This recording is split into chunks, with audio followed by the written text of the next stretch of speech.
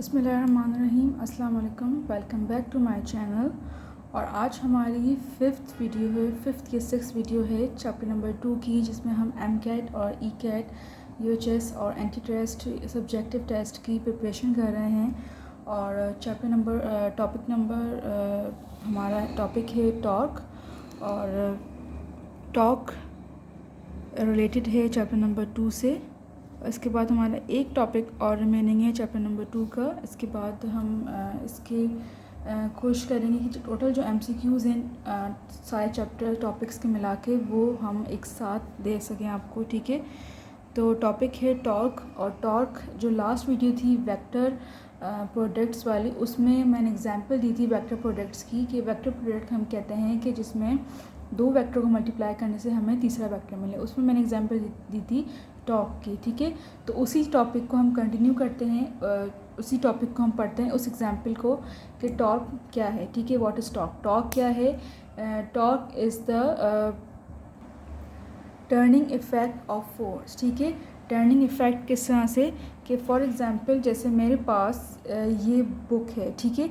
अब मैंने जब यहाँ पे किसी भी पॉइंट पे हम फोर्स अप्लाई करें, ठीक है, तो क्या हुआ कि ये फोर्स अप्लाई करने से ये रोटेट कर रही है, ठीक है।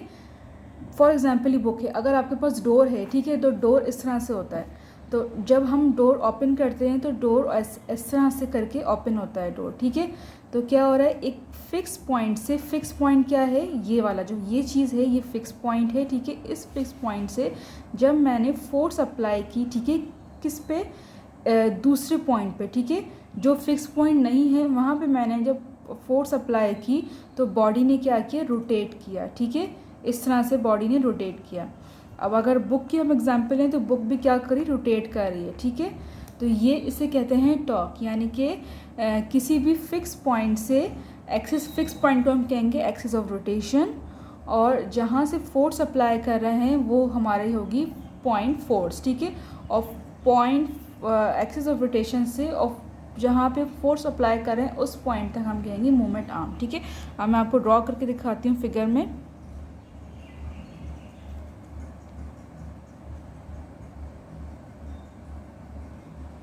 ठीक है, ये बॉडी है। इस बॉडी पे जब मैं यहाँ ये जो ये वाला पॉइंट है ये है फिक्स पॉइंट, ठीक है, और यहाँ से मैं फोर्स अप्लाई कर रही हूँ इस बॉडी पे। तो जब इस बॉडी में फोर्स अप्लाई कर रही हूँ, इस बॉडी को रोटेट कर रही हूँ, ठीक है, तो ये चीज़ हमारी क्या हो, यहाँ से यहाँ तक जो हमारा जो स्पेस है इसे हम कहेंगे मूवमेंट ऑफ आर्म या मूवमेंट आर्म, ठीक है। ये हमारा है एक्सिस ऑफ रोटेशन, यानी जो फिक्स है, और ये है जहाँ से, ये पॉइंट जहाँ से हम फोर्स अप्लाई कर रहे हैं, ठीक है। अब जब हम फोर्स अप्लाई करेंगे, ठीक है, तो उसके कुछ कंपोनेंट्स भी होंगे, ठीक है। कंपोनेंट्स किस तरह से,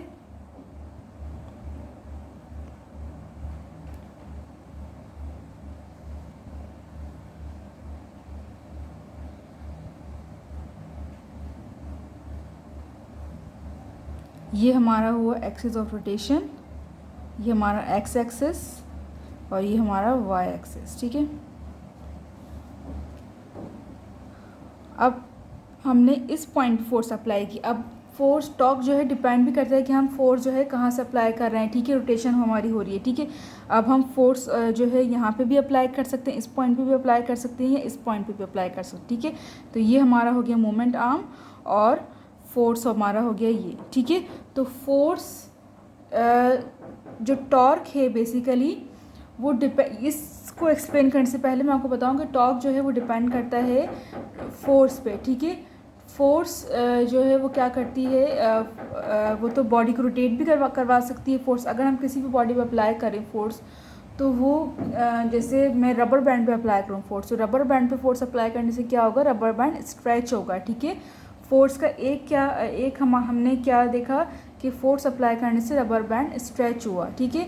दूसरा अगर हम देखें कि मैंने डोर पे फोर्स अप्लाई किया, डोर का जो लॉक है उस पे अप्लाई किया फोर्स, तो उस अप्लाई करने से डोर जो है हमारा ओपन हुआ, ठीक है। यानी कि अगर मैंने उसे जिस तरफ भी उसका जो रोटेशन पॉइंट है वहाँ से मैंने जब फोर्स अप्लाई की तो वो क्या हुआ, डोर ओपन हुआ। ठीक है, अगर मैंने किसी ब्लॉक पे, ये जैसे डायरी है, इस पर जब मैंने फोर्स अप्लाई की तो ये रेस्ट में थी और मेरे फोर्स अप्लाई करने से ये कुछ टाइम के लिए मोशन में आई और फिर देन अगेन रेस्ट में आ गई। ठीक है, तो फोर्स की देखें कितनी ज़्यादा कंडीशंस हैं कि मैंने फोर्स अप्लाई की और फोर्स से मैंने क्या क्या मतलब देखा कि क्या क्या हुआ। ठीक है, कोई अगर बॉडी है उसकी शेप भी चेंज हो सकती है फोर्स से, यानी कि मैंने किसी बॉडी पे हैमर मारा। ठीक है, उस हैमर मारने से क्या हुआ, उस बॉडी की शेप चेंज हो गई। ठीक है, यानी क्या हुआ, फोर्स अप्लाई किया और फोर्स से उस बॉडी की शेप चेंज हो गई। ठीक है, फोर्स की से ही मैंने जो है एक रबर बैंड को स्ट्रेच किया, इलास्टिसिटी की स्किन थी, उसके मैंने जब स्ट्रेच किया तो उससे क्या हुई, वो रबर बैंड स्ट्रेच हुआ या फिर वो स्ट्रेच ही रह गया। ठीक है, क्या, लेकिन किस वजह से हुआ, फोर्स की वजह से हुआ। ठीक है, कोई ऑब्जेक्ट जो है वो रेस्ट में था और उसको मैंने फोर्स अप्लाई करके उसे उसकी पोजीशन चेंज कर दी। ठीक है, तो ये सब चीज़ किसकी वजह से हो रहा है, फोर्स की वजह से। ठीक है, तो टॉर्क में भी फोर्स इम्पॉर्टेंट पार्ट है। ठीक है, अगर मैं बॉडी पे फोर्स अप्लाई नहीं करूँगी, ठीक है, तो वो रोटेट नहीं करेगी। और टॉर्क के लिए क्या है कि एक फिक्स पॉइंट होना ज़रूरी है। ठीक है, जैसे कि इस वाले ऑब्जेक्ट में ये चीज़ जो है, ये वाला पार्ट, ये है फिक्स पॉइंट। ठीक है, यहाँ पे मैंने एक फ़िक्स पॉइंट लिया, किस लिए, फॉर इसके कंपोनेंट्स फाइंड करने के लिए। ठीक है, ये हमारा फोर्स पॉइंट है, यहाँ से मैंने, ठीक है, एक लाइन यहाँ ड्रॉ की। फोर्स फॉर एग्जांपल मैं यहाँ पे अप्लाई कर रही हूँ। ठीक है, तो एक कंपोनेंट हमारा ये वाला हुआ और दूसरा कंपोनेंट क्या हुआ, ये वाला। ठीक है, फोर्स मैंने किस जगह अप्लाई की, इस पॉइंट से अप्लाई की और, ठीक है, इस पॉइंट से अप्लाई की मैंने फोर्स, और एक कंपोनेंट हमारा ये निकला और दूसरा ये, तो ये वाला होगा हमारा एफ कॉस थीटा और ये होगा एफ साइन थीटा। ठीक है, ये हमारे दो कंपोनेंट्स निकल आए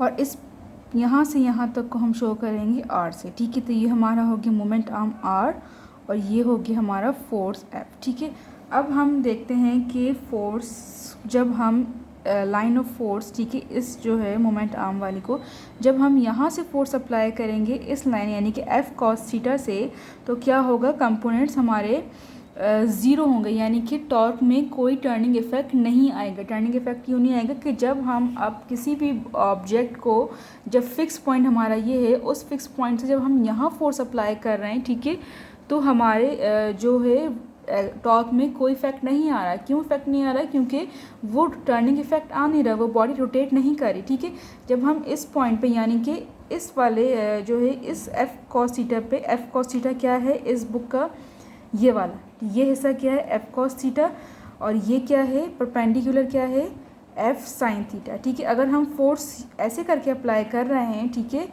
तो हमें जो है टर्निंग इफेक्ट आ रहा है टॉर्क में। ठीक है, और अगर हम फोर्स ऐसे करके अप्लाई कर रहे हैं, ठीक है, तो फोर्स क्या है, बॉडी वहीं रेस्ट में है। ठीक है, तो कोई टर्निंग इफेक्ट नहीं आ रहा है, तो इसलिए ये वाला कंपोनेंट क्या होगा, ज़ीरो। ठीक है, और यहाँ वाला हम सिर्फ इस कंपोनेंट को लेंगे which is F sine theta. ठीक है, यानी कि परपेंडिकुलर अगर बॉडी है, इस बॉडी से अगर परपेंडिकुलर फोर्स अप्लाई हो रहा है, परपेंडिकुलर टर्निंग इफेक्ट आ रहा है, ठीक है, तो क्या होगा, टॉर्क हमारा मैक्सिमम होगा। ठीक है, वो किस तरह से मैक्सिमम होगा, लास्ट वीडियो जो वेक्टर क्वांटिटी थी उसमें यह थी, उसमें हमने ये देखा था कि हमारा जो साइन थीटा थी वैल्यू परपेंडिकुलर, तो साइन जब 90 होगा तो वो मैक्सिमम हमें देगा। ठीक है, तो पहले हम टॉर्क की डेफिनेशन लिखेंगे। टॉर्क की डेफिनेशन क्या है, turning effect of force is known as torque.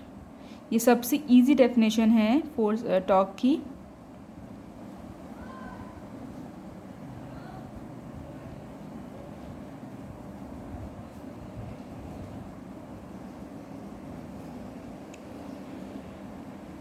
ठीक है, जब फोर्स जो है टर्निंग इफेक्ट देगी तो उसे हम कहेंगे टॉर्क। ठीक है, इन सिंपल वर्ड्स। ठीक है, और टॉर्क किन चीज़ों पर डिपेंड करता है, number 1 magnitude of force.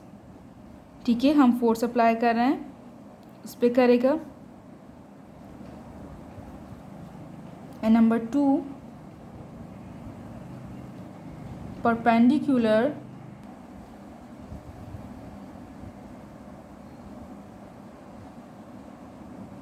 distance from axis of rotation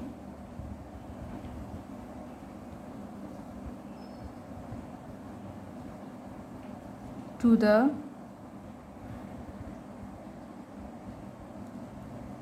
line of action of force, line of action या पॉइंट ऑफ फोर्स, ठीक है, इसे हम कहेंगे मोमेंट आर्म।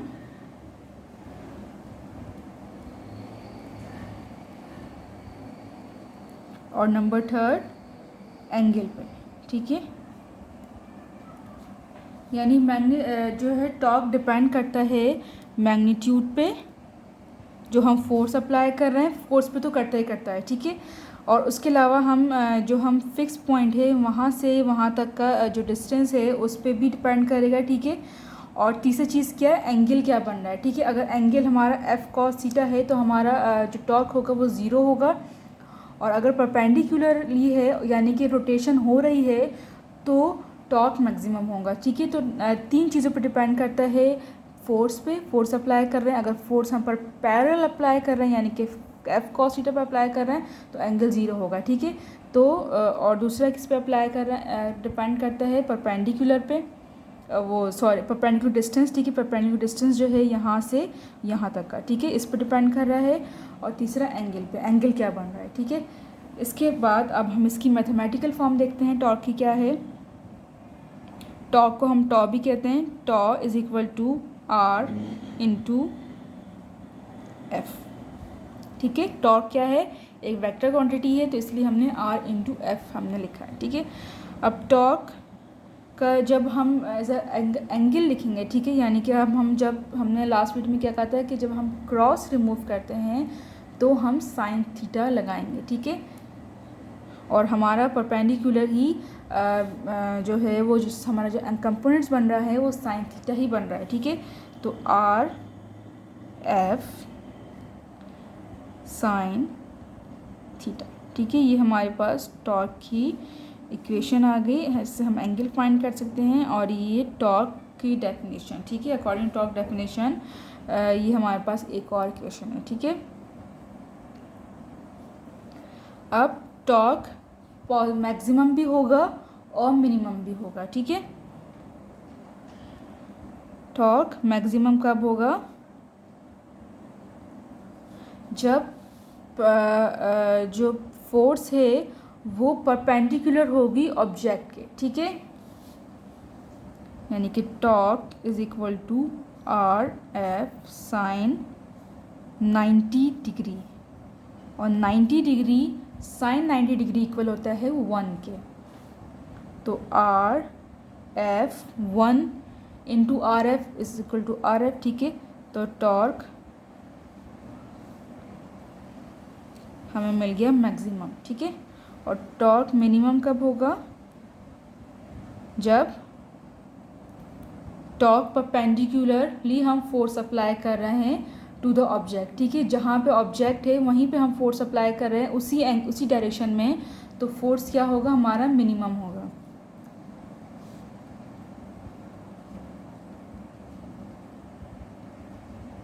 साइन 0 डिग्री और साइन 0 डिग्री इज 0, ठीक है। तो ये हो गया हमारा टॉर्क, ठीक है। अब टॉर्क की हमने देखी, टॉर्क मिनिमम भी होता है, टॉर्क मैक्सिमम भी होता है, ठीक है। अब टॉर्क जो है हम कैसे फाइंड करते हैं, टॉर्क की डायरेक्शन कैसे फाइंड करते हैं, बाय राइट हैंड रूल, ठीक है। राइट हैंड रूल के ज़रिए हम टॉर्क की जो डायरेक्शन है वो फाइंड करते हैं। टॉर्क की डायरेक्शन या टॉर्क को हम डायरेक्शन किस तरह फाइंड करते हैं, bye right hand rule,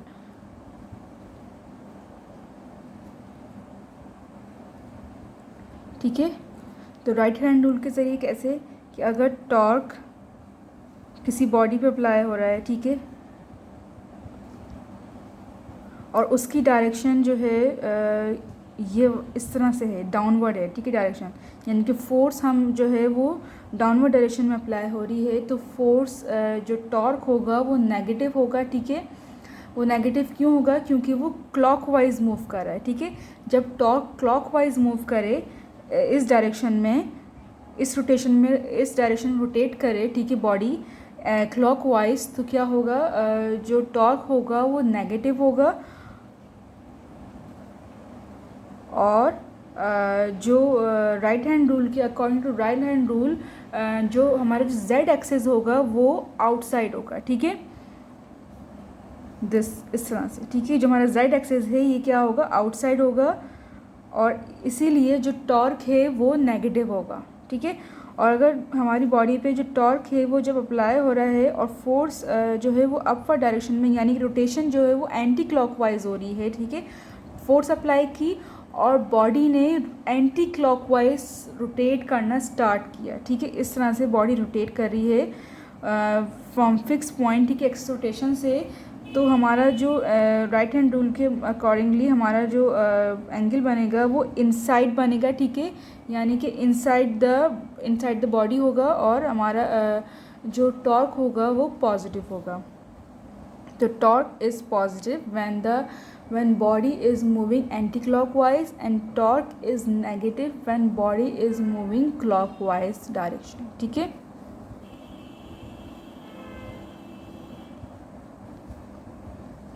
Torque is positive when body is moving anti clockwise, ठीक है। And torque is negative when body is moving clockwise, ठीक है। अगर बॉडी क्लॉकवाइज मूव कर रही है इन अ डायरेक्शन ऑफ क्लॉकवाइज तो हमारा टॉर्क होगा वो नेगेटिव होगा, और अगर बॉडी एंटी क्लॉकवाइज मूव कर रही है तो हमारा जो टॉर्क होगा वो पॉजिटिव होगा, ठीक है। तो torque is positive and negative too, and torque is minimum and maximum too, ठीक है। अब लास्ट टॉर्क से रिलेटेड एक टॉपिक है which is torque due to couple, ठीक है, टॉर्क ड्यू टू कपल। अब टॉर्क ड्यू टू कपल कहते हैं कि जिसमें दो फोर्सेस अप्लाई कर रहे हों, ठीक है, यानी कि जो सिंपल टॉर्क था उसमें क्या था, सिर्फ वन फोर्स, ठीक है, एक्ट कर रही थी बॉडी पे, और दो फोर्सेस नहीं थी, सिर्फ एक फोर्स थी, ठीक है। लेकिन टॉर्क ड्यू टू कपल में क्या है कि दो फोर्सेस अप्लाई जो है वो बॉडी पे एक्ट करेंगी, ठीक है। किस तरह से? अब टॉर्क ड्यू टू कपल की एग्जांपल है स्टीयरिंग व्हील, ठीक है। स्टीयरिंग व्हील क्या होता है? वो सेंटर से फिक्स पोजीशन में होता है, ठीक है। और स्टीयरिंग व्हील को जब हम रोटेट करते हैं, ठीक है, तो जब हम ऐसे रोटेट करते हैं स्टीयरिंग व्हील को तो ये वाला जो चीज़ है ये हमारी अपवर्ड जा रही है, ठीक है, यानी ये यहाँ इस साइड से जो फोर्स लग रही है वो इस डायरेक्शन में लगी, ठीक है, और दूसरी डायरेक्शन से क्या हुआ कि ये वाली जो है स्टीयरिंग वो भी नीचे की तरफ मूव कर रहा है, ठीक है। तो both the forces are in opposite direction, ठीक है। दोनों बॉडी क्या कर रही हैं? अपोजिट डायरेक्शन में मूव कर रही हैं, ठीक है। एक फोर्स यहाँ से, हमने एक फोर्स यहाँ से अप्लाई की तो दूसरी क्या हो रही है? वो डाउनवर्ड डायरेक्शन में मूव कर रही है, ठीक है। सिमिलरली सी सॉ में क्या होता है कि जब एक सी सॉ भी सेंटर से अटैच होता है, ठीक है, और बॉडी जब वेट हमारा ऑब्जेक्ट यानी कोई भी इंसान है, बच्चे हैं, ठीक है, वो एक इंसान ह्यूमन अगर इस साइड पर बैठा है, ठीक है, और दूसरे साइड से अगर फोर्स डाउनवर्ड अप्लाई हुई तो दूसरा वाला जो ह्यूमन है वो क्या जाएगा? अपवर्ड जाएगा, ठीक है। और अगर इसने फोर्स अप्लाई की डाउनवर्ड तो क्या होगा? ये वाली बॉडी अपवर्ड मूव करेगी, ठीक है। यानी एक बॉडी अगर डाउनवर्ड फोर्स अप्लाई करी, दूसरी बॉडी क्या करिए? अपवर्ड बॉडी फोर्स अप्लाई करिए, ठीक है। तो टॉर्क ड्यू टू कपल क्या है?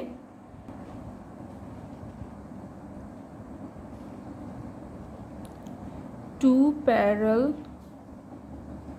forces that have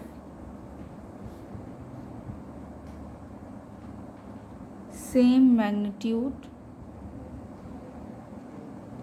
but opposite direction and are separated by perpendicular distance। ठीक है, दो फोर्सेस हैं, सेम मैग्नीट्यूड है, यानी कि दोनों फोर्सेस का सेम मैग्नीट्यूड है, सेम फोर्स अप्लाई हो रही हैं, लेकिन किस में, अपोजिट डायरेक्शन में। ठीक है, और वह किस तरह सेपरेटेड हैं, परपेंडिकुलरली। ठीक है, यानी एक फोर्स अगर अपवर्ड फोर्स है, दूसरी क्या है, डाउनवर्ड है। अपोजिट तो हैं लेकिन दोनों क्या हैं, परपेंडिकुलर हैं एक दूसरे के। ठीक है, ये अगर अपवर्ड है तो दूसरी क्या है, डाउनवर्ड जा रही है। ठीक है, तो टॉर्क ड्यू टू कपल कहते हैं कि जिसमें दो फोर्सेस अप्लाई कर रही हूँ, फोर्स 1 एंड फोर्स 2। ठीक है, जो हमने लास्ट में जो सिंपल टॉर्क था उसमें क्या था, एक फोर्स अप्लाई हो रही थी। ठीक है, और और जो फिक्स पॉइंट था वहाँ से, यानी कि एक्सिस ऑफ रोटेशन से जो फोर्स का पॉइंट था, जिस लाइन ऑफ फोर्स था या पॉइंट ऑफ फोर्स था, वहाँ से वहाँ एक्सिस ऑफ रोटेशन का डिस्टेंस को हम कहते थे मोमेंट आर्म। ठीक है, और अगर हम couple torque due to couple की हम बात करें तो फोर्स 1 से फोर्स 2 तक जो डिस्टेंस है इसे हम कहेंगे फोर्स आर्म। ठीक है, वो था मोमेंट आर्म, यानी कि from axis of rotation to point of force या लाइन ऑफ फोर्स। और टॉर्क ड्यू टू कपल में हम from one force to another force का जो डिस्टेंस है इन बिटवीन उसे हम कहेंगे फोर्स आर्म। ठीक है, तो ये हमारा फॉर्मूला हुआ tau is equal to r. Force arm को भी हम आर से ही डिफाइन करते हैं, आर इंटू एफ। ठीक है, ये हमारा दूसरा टॉर्क ड्यू टू कपल आ गया हमारा। ठीक है, और टॉर्क के जो दूसरे नेम्स हैं वो भी मैं आपको बता दूं कि टॉर्क को हम रोटेशनल मोशन भी कहते हैं।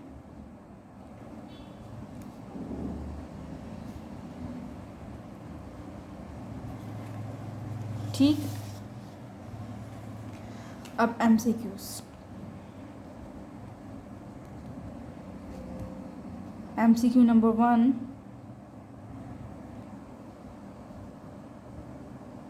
Torque acting on a body determines its linear acceleration. Number B, impulse. Number C, angular acceleration. And number D, linear momentum. ठीक है, तो टॉर्क जब किसी भी बॉडी पे अप्लाई करें तो उस पर वो क्या करता है, हमें एंगुलर एक्सेलरेशन हमारा करेक्ट आंसर है। Torque acting on a body determine its, ठीक है, it's angular acceleration.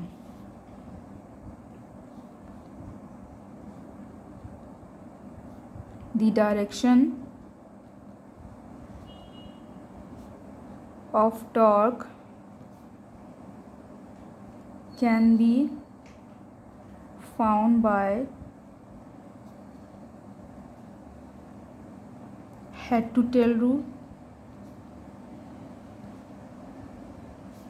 Option number B, right hand rule. Option number C, left hand rule. And option number D,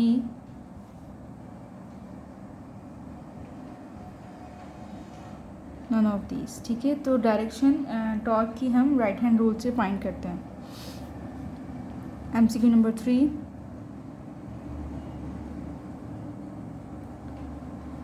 torque of forces, force is given by tau is equal to R into F. It has maximum value when R and F are at angle of 90 degree, 0 degree, 60 degree and 45 degree. ठीक है, तो maximum value कब होगी? Torque maximum होता है जब वो perpendicular हो, यानी कि 90 डिग्री पे हो। MCQ number 4, if the position vector R and F are in same direction यानी कि पैरेलल, तो हमारा टॉर्क क्या होगा? मिनिमम होगा, यानी कि 0 होगा। then torque will be maximum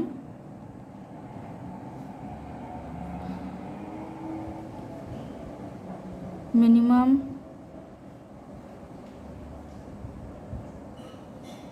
positive and negative। ठीक है, option number B minimum is the correct answer. MCQ number 5, the turning effect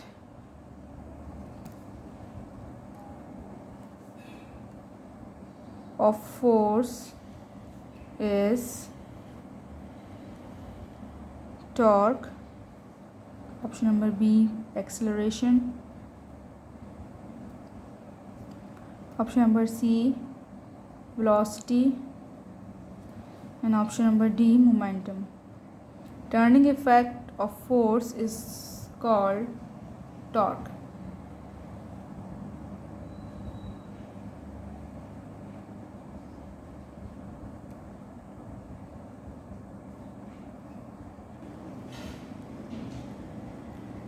The direction of torque is option number A along with position vector, or option number B parallel to the plane containing R and F, containing R and F। ठीक है, option number C, option number C हम यहाँ लिख देते हैं, option number C, क्योंकि last MCQs है। along the force F, and option number D perpendicular to the plane containing R and F। ठीक है, तो डायरेक्शन क्या होगी टॉर्क की कि अगर वेक्टर R जो है, यानी कि जो वेक्टर R की पोजीशन है उस डायरेक्शन में टॉर्क की डायरेक्शन होगी, या फिर पैरेलल होगी टू द प्लेन, तो पैरेलल पे तो जो ज़ीरो होगा हमारा, ठीक है, और वेक्टर की पोजीशन में भी हमारा टॉर्क ज़ीरो होगा। यानी कि अगर उसी डायरेक्शन की हम बात करें ऑप्शन नंबर ए के अकॉर्डिंग, तो वो भी हमारा आंसर करेक्ट नहीं होगा, यानी कि वो भी टॉर्क की डायरेक्शन नहीं है। ठीक है, अब अलॉन्ग द फोर्स करें, अब फोर्स हम हम पैरेलल भी फोर्स अप्लाई कर सकते हैं। ठीक है, तो ये भी हमारा करेक्ट आंसर नहीं होगा कि फोर्स की अगर हम डायरेक्शन की बात करें तो फोर्स तो हम पैरेलल भी अप्लाई कर रहे हैं। ठीक है, तो वो भी टॉर्क की डायरेक्शन नहीं होगी। Option number D perpendicular to the plane containing r and F. ठीक है, यानी कि जो हमारा प्लेन है उसके परपेंडिकुलर, अगर हमारा ऑब्जेक्ट के परपेंडिकुलर होगा तो ही वो टॉर्क की डायरेक्शन होगी। ठीक है, तो ऑप्शन नंबर डी हमारा करेक्ट आंसर है। तो ये था हमारा टॉपिक, और मुझे यकीन है कि आपको समझ आया हो। पर आपको समझ नहीं आया कोई भी चीज़ तो आप मुझसे ज़रूर कमेंट में पूछ सकते हैं कि आपको क्या समझ नहीं आया, और मिलते हैं नेक्स्ट वीडियो में। अल्लाह हाफ़िज़।